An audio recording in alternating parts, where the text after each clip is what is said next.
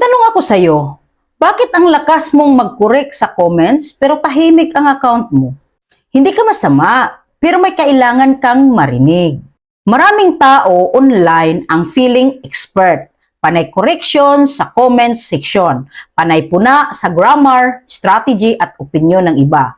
Pero kapag chinecheck mo ang profile nila, walang engagement, walang value, walang growth. At ito ang katotohanan na masakit pakinggan. Correction is not contribution. Ang pag-correct ay hindi automatic na intelligence at lalong hindi ito value creation. Madaling magsabi ng wrong mindset yan, mali ang strategy mo, hindi ganyan ang tama. Pero ang tanong, ano ang ambag mo?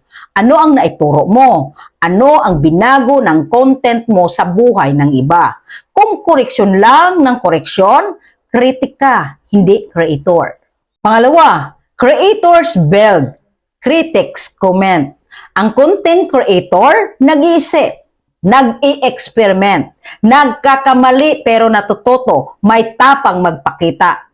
Ang panay correction lang, takot maglabas ng sariling content, ayaw ma-judge, mas komportable sa sidelines, kaya mas madali manlait kaysa manindigan.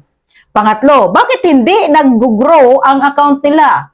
Simple lang ang sagot. Hindi lumalaki ang account na walang sariling boses, walang kwento, walang emosyon, walang silbi sa audience. Hindi pinapansin ng algorithm ang ego. Value lang ang binibigyan ng exposure. Pang-apat, kung talagang magaling ka, ipakita mo. Kung may alam ka, gumawa ka ng content. Kung may mas magandang strategy, ipakita mo sa gawa, hindi sa yabang.